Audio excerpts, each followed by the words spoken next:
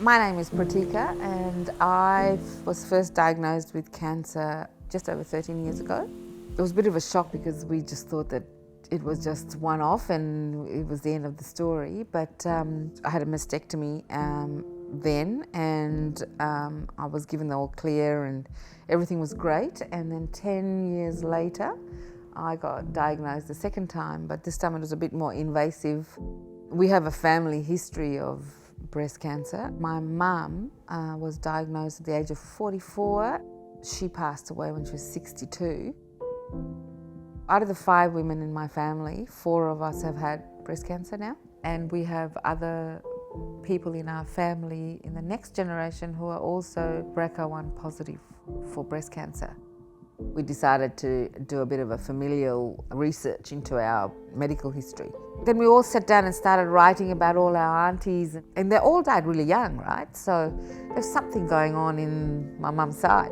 We all got tested. My elder sister had the gene. The second elder sister had the gene as well. My little sister, who was all of 32 at the time, also got positive genetic test. She was so strong, and I'm so proud of my baby sister. She was amazing. Oh God, come to this. It was now 2 of us who had breast cancer. Mum had died of cancer. And I'm so proud of my family because we're so bloody close to each other, and we just keep getting up and going, yeah, no, whatever, bring it on, we'll just cut the next limb off. The funny thing is that I'm the only one who doesn't have the gene, yet I've had the cancer twice. So Professor Bruce Mann is quite intrigued with that. He's my breast surgeon. Medicine has become quite good at identifying women at high risk of these diseases, but there weren't good systems or clinics in place to provide the support, advice and treatment that the women might want. Either those who have been found to have a mutation in one of the genes that leads to susceptibility to breast and or ovarian cancer, or women who have a strong family history. Most women want information. They want to know what is the significance of either their family history or the mutation that they have. Once that's been determined, the options are surveillance with mammography, maybe each year, sometimes mammography with ultrasound. Often we use MRI scans. I had a test on my 10th year and everything was fine, but there was just one little thing that the guys weren't comfortable with, so they did a needle biopsy and it was still fine. And I said to Bruce, look, I'm sick of you poking needles in my breast, so I just want to get rid of the other breast.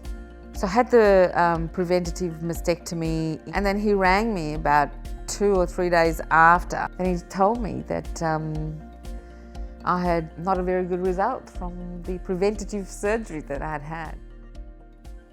They discovered that the cancer had grown nearly 2 centimetres and it was invasive. I had intensive chemotherapy. It was a struggle because I lost my hair and you lose your nails. My nails were all black, tied all the time. I still don't sleep very well. It was a very traumatic experience with my mother because she fought so hard. So when I got cancer, I was so angry. I was 43 years old and I was on the brink of my life. So suddenly, at risk of losing my job, risk at losing my home, risk of losing my independence, I just couldn't believe that God would do that to our family again. Anger and fear, to me, are very close together. You can use it in a constructive way, or you can just lose control.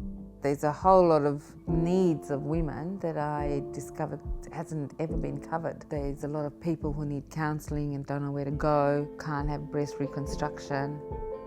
I couldn't even shower myself, so I'd lost my independence and I just didn't know how to ask people. And then I just thought, this is just not working and I need to do something with this feeling of frustration. So I decided, I'm going to do something on my own and I'm going to find a way to help these women. I created this charity called Treasure Chest Charity. I did it to firstly pay for some of the surgery. I was a bit upset that people have to wait this long, so we started off first pushing the agenda of getting more breast reconstructions in the public health system at the hospital. I will go any way I have to go to get what I want for these women because I think it's important. found out that there's this scalp cooling machine that we can use to stop people from losing their hair. And so I went back to Bruce and said, why can't we have some of these in Australia? And he said, they're, like $60,000 or something. And I said, well, how many do you need? And we were the first people to bring the scalp cooling machine into Australia. And I think now most of them are doing that.